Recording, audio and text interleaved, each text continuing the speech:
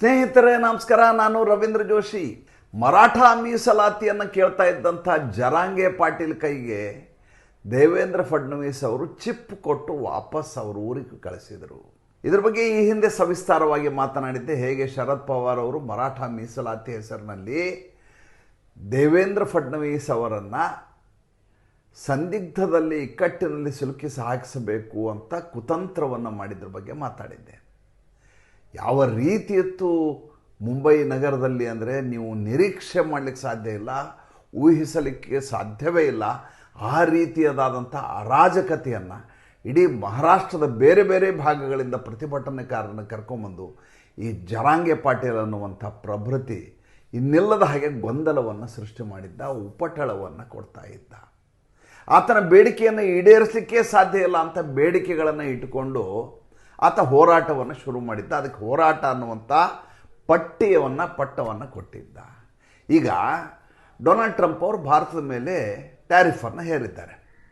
Donald Trump ಅವರು ಟ್ಯಾರಿಫನ್ನು ಇಳಿಸಬೇಕು ಅಂತ ಮುಂಬೈನಲ್ಲಿ ಒಂದಷ್ಟು ಜನ ಪ್ರತಿಭಟನೆಕಾರರು, ಕೋಟ್ಯಾಂತರ ಜನ ಪ್ರತಿಭಟನೆಕಾರರು ಎಲ್ಲ ಭಾಗದಿಂದ ಬಂದು ರೊಚ್ಚಿಗೆ ಬಿಸಿ ಗಲಾಟೆ ಮಾಡಲಿಕ್ಕೆ ಶುರು ಮಾಡಿದರೆ ಸರ್ಕಾರ ಡೊನಾಲ್ಡ್ ಟ್ರಂಪ್ ಅವರಿಂದ ಟ್ಯಾರಿಫ್ ಹೇರಿದ್ದನ್ನು ಕಡಿಮೆ ಮಾಡಿಸ್ಲಿಕ್ಕಾಗತ್ತಾ? ಅಸಾಧ್ಯವಾದ ಮಾತು ಮತ್ತು ಅವಾಸ್ತವಿಕವಾದಂಥ ಮಾತು, ತರ್ಕಹೀನವಾದ ಮಾತು. ಅದೇ ರೀತಿಯಾದಂಥ ಬೇಡಿಕೆ ಈ ಮರಾಠ ಮೀಸಲಾತಿ. ಅದು ಏನಾಗಿತ್ತು, ಮುಂಚೆ ಮಹಾರಾಷ್ಟ್ರ ಈ ಹೈದರಾಬಾದ್ ಸ್ಟೇಟ್ ಇದ್ದಾಗ ತೆಲಂಗಾಣ, ಈಗೇನು ತೆಲಂಗಾಣ ಅಂತ ಕರಿತೀವಿ, ಅದು ಕೂಡ ಆ ಭಾಗ ಆದಾಗ ಅಲ್ಲಿರುವಂಥ ಮರಾಠಿಗರು ಏನಿದ್ದಾರೆ, ಮರಾಠ ಅಂತ ಏನಿದ್ದಾರೆ, ಅವರಿಗೆ ಕುಣಬಿ ಜನಾಂಗ ಅಂತ ಕರಿತಾಯಿದ್ರು. ಈ ಕುಣಬಿ ಅವರಿಗೆ ರಿಸರ್ವೇಷನ್ ಇದೆ. ಅವ್ರಿಗೆ ಆಲ್ರೆಡಿ ರಿಸರ್ವೇಷನ್ 16% ರಿಸರ್ವೇಷನನ್ನು ಕೊಡಲಾಗಿದೆ. ಆ 16% ರಿಸರ್ವೇಷನ್ ಕುಣಬಿ ಅವ್ರಿಗೇನು ಕೊಡಲಾಗಿದೆಯೋ ಅದು ಇಡೀ ಮಹಾರಾಷ್ಟ್ರಕ್ಕೆ, ವಿದರ್ಭಕ್ಕೆ, ಪಶ್ಚಿಮಿ ಮಹಾರಾಷ್ಟ್ರಕ್ಕೆ ಎಲ್ಲ ಕಡೆ ಅದು ಅಪ್ಲೈ ಆಗಬೇಕು ಅಂತ ಈತನ ಹೋರಾಟ.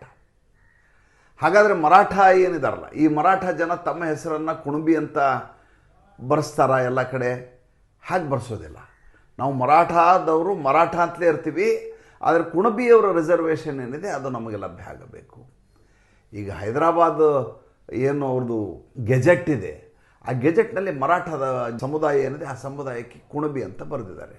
ನೀವು ಕುಣಬಿ ಅಂತ ಒಪ್ಕೋತೀರಾ? ಇಲ್ಲ, ಕುಣಬಿ ಅನ್ನೋರು ಬೇರೆಯವರು, ನಾವು ಅವರು ಒಂದೇ ಆಗಲಿಕ್ಕೆ ಸಾಧ್ಯ ಇಲ್ಲ, ನಾವು ಬೇರೆ ಅವ್ರು ಬೇರೆ, ಆದರೆ ನಮಗೆ 16% ಕೊಡಿ, ಅವ್ರಿಗೇನು ಕೊಟ್ಟಿದ್ದಾರೆ ಅದು ನಮಗೂ ಕೊಡಿ. ಈಗ ನಿಮಗೆ ಕೊಡಲಿಕ್ಕೆ ಈಗ ರಿಸರ್ವೇಷನ್ 50% ಅಂತ ಎಲ್ಲ ಹಂಚಾಗಿ ಹೋಗಿದೆಯಲ್ಲ, ಇಲ್ಲ ನೀವು ಅದನ್ನ ತಮಿಳ್ನಾಡು ಥರ 69% ಇದೆಯಲ್ಲ, ಆ ಥರ ನಮ್ಮಲ್ಲಿ 70% ಮಾಡಿ, ಆ ಥರ ಮಾಡಿಕೊಡಿ. ನೀವು ಆ ರೀತಿ ಕೊಡಲಿಕ್ಕೆ ಅವಕಾಶ ಇಲ್ಲ, ಸುಪ್ರೀಂ ಕೋರ್ಟ್ ಅದಕ್ಕೆ ಸಾಧ್ಯ ಇಲ್ಲ ಅಂತ ಈಗಾಗಲೇ ನಿರಾಕರಿಸಿ ಆಗಿದೆ. ಎಂದೇ ಹೋದರೆ ಎಲ್ಲ ರಾಜ್ಯಗಳು ಇದ್ದೇ ಮಾಡಿಬಿಡವು, ಸಾಧ್ಯ ಇಲ್ಲ ಅಂತ ಹೇಳಿದರೂ ಕೂಡ ಶರದ್ ಪವಾರ್ ಜರಾಂಗೆ ಪಾಟೀಲ್ ಅನ್ನುವಂಥ ವ್ಯಕ್ತಿ ಕರ್ಕೊಂಬಂದು ಬರೋಬ್ಬರಿ ಗಣೇಶ ಚೌತಿಯ ಸಮಯದಲ್ಲಿ, ನಾನು ಮುಂಬೈನಲ್ಲಿ ಕೂತ್ಕೊಂಡೇ ವಿಡಿಯೋ ಮಾಡ್ತಾಯಿದ್ದೀನಿ, ಮುಂಬೈನಲ್ಲಿ ಒಂದು ಗಲ್ಲಿಗಳಲ್ಲಿ ಎಲ್ಲ ಕಡೆ ಪೆಂಡಾಲ್ ಹಾಕಿ ಗಣಪತಿ ಉತ್ಸವವನ್ನು ಮಾಡಲಾಗ್ತಾ ಇದೆ. ಎಲ್ಲ ಕಡೆ ಇಡೀ ಮುಂಬೈನ ಯಾವ ಭಾಗದಲ್ಲಿ ಹೋದರೂ ನೀವು ಖೇತ್ವಾಡಿ, ಕುಂಬಾರವಾಡ, ಗಿರ್ಗಾಂವ್ ಚೌಪಾಟಿ, ಅಂಧೇರಿ, ಖಾಂಡಿವಲಿ, ಬೋರಿವಲಿ ಎಲ್ಲಿ ಹೋದರೂ ನಿಮಗೆ ಪ್ರತಿ ಗಲ್ಲಿಯಲ್ಲಿ ಒಂದು 20 ಅಡಿ 25 ಅಡಿ ಎತ್ತರದ ಗಣಪತಿ ವಿಜೃಂಭಣೆ, 11 ದಿವಸ ನಿತ್ಯ ಕಾರ್ಯಕ್ರಮಗಳು. ಸಂಜೆ ಆದರೆ ಸಾಕು ಮನೆಯಿಂದ ಎಲ್ಲ ಕುಟುಂಬಸ್ಥರು ರಾತ್ರಿ 6-7 ಗಂಟೆಯಿಂದ ಬೆಳಗ್ಗೆ 4 ಗಂಟೆವರೆಗೂ ಗಣಪತಿಯ ದರ್ಶನ ಮಾಡಲಿಕ್ಕೆ ಓಡಾಡಲಿಕ್ಕೆ ಶುರು ಮಾಡ್ತಾರೆ. ರಸ್ತೆ ಎಲ್ಲ ಕಡೆ ಬ್ಲಾಕು, ಜನರನ್ನು ನಿಯಂತ್ರಣ ಮಾಡಲಿಕ್ಕೆ ಪೊಲೀಸರಿಗೆ ಸಾಧ್ಯ ಆಗ್ತಾ ಇಲ್ಲ. ಅಂಥದ್ದೊಂದು ಸ್ಥಿತಿ ಮುಂಬೈನಲ್ಲಿದೆ. ಅದೇ ಮುಂಬೈಗೆ ಮಹಾರಾಷ್ಟ್ರದ ಹಳ್ಳಿಗಳಿಂದ ಈ ಜರಾಂಗೆ ಪಾಟೀಲ್ ಎನ್ನುವಂಥ ಹೋರಾಟಗಾರ, ಮರಾಠ ಮೀಸಲಾತಿಯ ಹೋರಾಟಗಾರ, ಇದೇ ಸಂದರ್ಭವನ್ನು, ಆಯಕಟ್ಟಿನ ಸಂದರ್ಭ ನೋಡಿ ಬರೋಬ್ಬರಿ ಗಣೇಶ ಚೌತಿ ಗಣೇಶ ಚೌತಿ ಶುರುವಾಗಿ 2ನೇ ದಿವಸ ಈತ VT ಸ್ಟೇಷನಿಗೆ ಬಂದು, ಬಾಂಬೆ ಸೆಂಟ್ರಲಿಗೆ ಬಂದು ಇಳಿದದ್ದು ಜನ. ಇಡೀ ರಸ್ತೆ ತುಂಬ ತುಂಬ್ಕೊಂಡ್ಬಿಟ್ಟಿದ್ದಾರೆ, ಎಲ್ಲೋ ಓಡಾಡಲಿಕ್ಕಾಗಲ್ಲ, ಟ್ರಾಫಿಕ್ ಜಾಮು. ಕೇಳಿದರೆ ನಮಗೆ ರಿಸರ್ವೇಷನ್ ಬೇಕು ಅಂತ ಗಲಾಟೆ. ಸ್ವತಃ 4 ಸಲ ಮುಖ್ಯಮಂತ್ರಿ ಆಗಿದ್ದಂಥ ವ್ಯಕ್ತಿ ಶರದ್ ಪವಾರ್, ಒಬ್ಬ ಮರಾಠ ವ್ಯಕ್ತಿ. ಎಂದೂ ಕೂಡ ಮರಾಠ ರಿಸರ್ವೇಷನ್ಗೆ ಈತ ಅನುಕೂಲಕರ ವಾತಾವರಣವನ್ನು ಮಾಡಲಿಲ್ಲ. ಆ ಥರ ರೀತಿ ಒತ್ತಡವನ್ನು ಹೇರಿ ರಿಸರ್ವೇಷನ್ ತೊಗೊಳಿಕ್ಕೂ ಈತನ ಕಡೆಯಿಂದ ಸಾಧ್ಯ ಆಗಲಿಲ್ಲ. ಅಷ್ಟೇ ಅಲ್ಲ, ಈತನ ಗುರು ವಸಂತ್ ದಾದಾ ಪಾಟೀಲ್, ವಸಂತ್ ದಾದಾ ಅವರ ಪತ್ನಿ ಇದ್ದಾರಲ್ಲ ಶಾಲಿನಿ ತಾಯಿ ಪಾಟೀಲ್ ಅಂತೇಳಿ, ಆ ಶಾಲಿನಿ ತಾಯಿ ಪಾಟೀಲ್ ಮೊಟ್ಟ ಮೊದಲನೇ ಬಾರಿಗೆ ಮರಾಠ ಜನರಿಗೆ ಮೀಸಲಾತಿ ಬೇಕು ಅಂತ ಹೋರಾಟ ಮಾಡಿದ ಹೆಣ್ಮಗಳು. ಆಕೆ ಆ ರೀತಿ ಹೋರಾಟ ಮಾಡಿದ ಸಂದರ್ಭದಲ್ಲಿ ಈತ ನಮ್ಮ ಪಕ್ಷದ ಪಾಲಿಸಿ ಅಲ್ಲ ಇದು ಅಂತ ಆಕೆಯನ್ನು ನಗಣ್ಯ ಮಾಡಿಬಿಟ್ಟು ಶರದ್ ಪವಾರ್. ಮುಂದೆ ಆಕೆ ಸತಾರಾ ಕಾನ್ಸ್ಟಿಟ್ಯೂನ್ಸಿಯಿಂದ ಚುನಾವಣೆ ನಿಂತರು ಮಹಾರಾಷ್ಟ್ರದಲ್ಲಿ. ನಿಂತಾಗ ಈಗೇನು ಶಶಿಕಾಂತ್ ಶಿಂದೆ ಅಂತ ಇವರು NCP ಪಕ್ಷದ ಅಧ್ಯಕ್ಷ ಇದಲ್ಲ, ಆತನನ್ನು ನಿಲ್ಲಿಸಿ ತನ್ನ ಗುರುವಿನ ಹೆಂಡತಿ ಶಾಲಿನಿತಾಯಿ ಪಾಟೀಲ್ ಆಕೆಯನ್ನು ಸೋಲಿಸ್ತಾರೆ ಶರದ್ ಪವಾರ್. ನೋಡಿ ಎಂಥ ಕಿರಾತಕ ವ್ಯಕ್ತಿ ಇತ್ತ ಅಂದರೆ. ಅದಾದಮೇಲೆ ಈತನಿಗೆ ಭಾಳ ಸಂಕಟ ಆಗಿಬಿಡೋದೇನು ಗೊತ್ತಾ, 2014ರಲ್ಲಿ ದೇವೇಂದ್ರ ಫಡ್ನವೀಸು ಮುಖ್ಯಮಂತ್ರಿ ಆಗಿಬಿಡ್ತಾರೆ ಮಹಾರಾಷ್ಟ್ರದಲ್ಲಿ. ಮೊದಲೇದು ಭಾರತೀಯ ಜನತಾ ಪಾರ್ಟಿ ಬೆಳೆದು ಬಿಡ್ತೀವಿ, RSS ಭಾಳ ಸದೃಢ ಆಯಿತು ಅಂತ ಒಂದು. ಎರಡನೇದು ಬ್ರಾಹ್ಮಣರು ಅವನು ಮುಖ್ಯಮಂತ್ರಿ ಆಗಿಬಿಟ್ನಲ್ಲ ಅನ್ನುವಂಥ ಸಂಕಟ ಶುರುವಾಯಿತು. ಆವಾಗ ಮತ್ತೆ ಈತನ ಆಟ ಶುರು ಮಾಡ್ತಾನೆ, ಮರಾಠ ರಿಸರ್ವೇಷನ್ ಅಂತ ಶುರು ಮಾಡ್ತಾನೆ. ಶುರು ಮಾಡಿದಾಗ ಯಾರೂ ಮಾಡಲಾರ್ದ ಕೆಲಸವನ್ನು ದೇವೇಂದ್ರ ಫಡ್ನವೀಸ್ ಅವಾಗ ಪ್ರಪೋಸಲ್ ತೊಗೊಂಡೋಗಿ ಇದಕ್ಕೊಂದು ತಾರ್ಕಿಕ ಅಂತ್ಯವನ್ನು ಹೇರಲಿಕ್ಕೆ ಪ್ರಯತ್ನ ಮಾಡ್ತಾರೆ. ಮಾಡಿ ಈ 16% ರಿಸರ್ವೇಷನ್ ಏನಿದೆಯಲ್ಲ ಅದ್ರ ಕುರಿತಾಗಿ ಏನಾದರೂ ಬದಲಾವಣೆ ಮಾಡಲಿಕ್ಕೆ ಸಾಧ್ಯ ಇದೆಯಾ ಅಂತ ಮಾಡ್ತಾರೆ. ಅದೇ ಸಂದರ್ಭದಲ್ಲಿ ಅದೇನಾಗುತ್ತೆ, ಸುಪ್ರೀಂ ಕೋರ್ಟ್ಗೆ ಹೋಗ್ಬಿಡುತ್ತೆ. ಸುಪ್ರೀಂ ಕೋರ್ಟ್ ಹೋಗುತ್ತೆ. ಮುಂದೆ ಸುಪ್ರೀಂ ಕೋರ್ಟ್ನಲ್ಲಿದ್ದಾಗ ಇವ್ರ ಸರ್ಕಾರ ಮಹಾವಿಕಾಸ್ ಅಘಾಡಿ ಸರ್ಕಾರ ಬಂದ್ಬಿಡುತ್ತೆ, ಉದ್ಧವ್ ಠಾಕ್ರೆ ಸರ್ಕಾರ ಬಂದ್ಬಿಡುತ್ತೆ. ಬಂದಾಗ ಕೋರ್ಟ್ನಲ್ಲಿ ಸರಿಯಾಗಿ ವಾದವನ್ನೇ ಮಂಡನೆ ಮಾಡಿಸೋದಿಲ್ಲ ಶರದ್ ಪವಾರ್. ಏಕೆಂದರೆ ಆತನಿಗೆ ಮರಾಠ ರಿಸರ್ವೇಷನ್ ಒಂದು ಜೀವಂತವಾಗಿ ಇರಬೇಕಾದಂಥ ಒಂದು ಸಮಸ್ಯೆ. ಆ ಜ್ವಲಂತ ಸಮಸ್ಯೆ ಪರಿಹಾರ ಆಗಿಬಿಟ್ರೆ ಶರದ್ ಪವಾರ್ ಅವ್ರ ಆಟ ನಡೆಯೋದೇ ಇಲ್ಲ. ಶರದ್ ಪವಾರ್ ಇದನ್ನು ಇಟ್ಟುಕೊಂಡು ಹೆದರಿಸ್ಕೊಂಡು ಓಡಾಡಿಸ್ಬೇಕು ದೇವೇಂದ್ರ ಫಡ್ನವೀಸ್ ಅನ್ನುವಂಥ ಲೆಕ್ಕದಲ್ಲಿ ಸುಪ್ರೀಂ ಕೋರ್ಟ್ನಲ್ಲಿ ಇವರಿಗೆ ಅನುಕೂಲಕರವಾಗುವ ರೀತಿಯಲ್ಲಿ ವಾದ ಮಂಡನೆಯನ್ನೇ ಮಾಡಿಸೋದಿಲ್ಲ. ಮುಂದೆ ಮತ್ತೆ ದೇವೇಂದ್ರ ಫಡ್ನವೀಸ್ ಸರ್ಕಾರ ಬರುತ್ತೆ, ಮತ್ತೆ ಇದೇ ಹೋರಾಟವನ್ನು ಶುರು ಮಾಡ್ತಾರೆ. ಏಕನಾಥ್ ಶಿಂದೆ ಇದ್ದಾಗ ಕೂಡ ಇದೇ ರೀತಿಯಾದಂಥ ಆಟ ನಡೆಯುತ್ತೆ. ಇದು ಹೆಂಗೆ ಅಂದರೆ ಸೀಸನಲ್ಲಾಗಿ ಪ್ರತಿಭಟನೆ ಮಾಡೋದು, ಕಾಯಮಾಗಿ ನಡೆಯಲ್ಲ.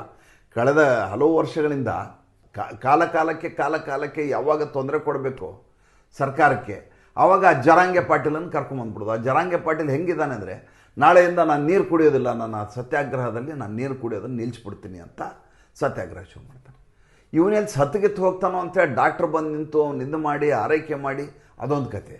ಮತ್ತೊಂದು ಕಡೆ ಹಳ್ಳಿಯಿಂದ ಬಂದ ಜನ ರಸ್ತೆನಲ್ಲಿ ಅಡುಗೆ ಮಾಡೋದು, ರಸ್ತೆನೆಲ್ಲ ಹಾಚ್ಕೊಂಡು ಮಲ್ಕೊಳ್ಳೋದು, ರಸ್ತೆ ಪೂರ್ತಿ ಬಂದ್ ಮಾಡೋದು, ಅಲ್ಲೇ ಗುಡಾರ ಹಾಕ್ಕೊಳ್ಳೋದು. ನೀವು ಮುಂಬೈ VTಯಲ್ಲಿ ಇದ್ದಂಥ ಸ್ಥಿತಿಯನ್ನು ಕಳೆದ 4-5 ದಿವಸದಿಂದ ನೋಡಿಬಿಟ್ರೆ ಏನಪ್ಪ ಹೀಗೆಲ್ಲ ನಮ್ಮ ದೇಶ ಇದೆಯಾ, ಏನು ಮಾಡೋಕ್ಕಾಗಲ್ಲ, ಸರ್ಕಾರ ಏನು ಮಾಡ್ತಾ ಇದೆ ಅಂತ ಸರ್ಕಾರದ ಮೇಲೆ ಸಿಟ್ಟು ಬರುತ್ತೆ. ಸರ್ಕಾರದವ್ರು ಇವ್ರ ಮೇಲೆ ಪ್ರಹಾರ ಮಾಡಿದರೆ ಮರಾಠ ಜನರ ಮೇಲೆ ಈ ರೀತಿಯಾದ ಅತ್ಯಾಚಾರ ನಡೀತಾ ಇದೆ, ದೌರ್ಜನ್ಯ ನಡೀತಾ ಅಂತ ದೇವೇಂದ್ರ ಫಡ್ನವೀಸ್ ವಿರುದ್ಧ ಇಡೀ ಮಹಾರಾಷ್ಟ್ರದಲ್ಲಿ ಬೆಂಕಿ ಹಚ್ಚುವ ಕೆಲಸ ಶುರುವಾಗುತ್ತೆ. ಕೊನೆಗೆ ಏನಾಯಿತು ಅಂತಂದರೆ, ನಿನ್ನೆ ಸುಪ್ರೀಂ ಕೋರ್ಟ್ನಲ್ಲಿ ಪ್ರಕರಣಕ್ಕೆ ಸಂಬಂಧಪಟ್ಟ ಹಾಗೆ ಒಂದು PIL ಹಾಕಲಾಗಿರುತ್ತೆ. ತಕ್ಷಣದಲ್ಲಿ ಪ್ರತಿಭಟನೆಯನ್ನು ನಿಲ್ಲಿಸಬೇಕು, ಜನರಿಂದ ಆಗುವ ತೊಂದರೆಯನ್ನು ತಪ್ಪಿಸಬೇಕು, ಸರ್ಕಾರ ಅಗತ್ಯವಿದ್ದರೆ ಸೇನೆಯನ್ನು ಕರೆಸಿ ಇವ್ರನ್ನೆಲ್ಲ ಖಾಲಿ ಮಾಡಿಸ್ಬೇಕು ಅಂತ ಹೇಳುತ್ತೆ. ಅದಾದಮೇಲೆ ಒಂದು GR ಅನ್ನು ಕೊಟ್ಟು ಈಗ ನಿನ್ನ ಸಮಸ್ಯೆಯನ್ನು ಪರಿಹಾರ ಮಾಡ್ತೀವಿ ಅಂತೇಳಿ ಈ ದೇವೇಂದ್ರ ಫಡ್ನವೀಸ್ ಈತನನ್ನು ಓಡಿಸ್ತಾರೆ ಜರಾಂಗೆ ಪಾಟೀಲ್ನ. ಶರದ್ ಪವಾರ್ ಮಾಡುವಂಥ ರಾಜಕೀಯ ಹೇಗಿದೆ ಅಂತ ನೀವು ನೋಡಬೇಕಂದ್ರೆ ಒಂದು ಸಲ ಮಹಾರಾಷ್ಟ್ರದಲ್ಲಿ, ಅದು ಮುಂಬೈಗೆ ಬಂದು ನೋಡಬೇಕು. ನನಗೆ ಬೇಸರ ಆಗೋದೇನೆಂದರೆ, ಇಂಥ ವ್ಯಕ್ತಿಗಳೆಲ್ಲ ದಶಕಗಳಿಂದ ಮುತ್ಸದ್ದಿ ರಾಜಕಾರಣಿ, ಮಹಾರಾಷ್ಟ್ರದ ಚಾಣಕ್ಯ ಅಂತ ಕರ್ಸ್ಕೊಂಡ್ಬಿಟ್ರಲ್ಲ. ನಾವು ಎಂಥ ಮೂರ್ಖರಿದ್ದೀವಿ, ನಮಗೆ ಕಣ್ಣು ತೆರೀಲಿಕ್ಕೆ ಇಷ್ಟು ವರ್ಷ ಬೇಕಾಯ್ತಾ ಅಂತ ನನಗೀಗ ಅನಿಸ್ತಾ ಇದೆ. ಮತ್ತು ಮುಂದಿನ ಸಂಚಿಕೆಯಲ್ಲಿ ಹೊಸ ವಿಷಯದೊಂದಿಗೆ ಬರ್ತೀನಿ. ಸಂಚಿಕೆ ಇಷ್ಟ ಆದರೆ ಲೈಕ್ ಮಾಡಿ, ಫಾಲೋ ಮಾಡಿ, ಶೇರ್ ಮಾಡಿ. ದಯವಿಟ್ಟು ನಮ್ಮ ಮುಕ್ತ ಪತ್ರಿಕೋದ್ಯಮಕ್ಕೆ ಆರ್ಥಿಕವಾಗಿ ಬೆಂಗಾವಲಾಗಿ ನಮಸ್ಕಾರ.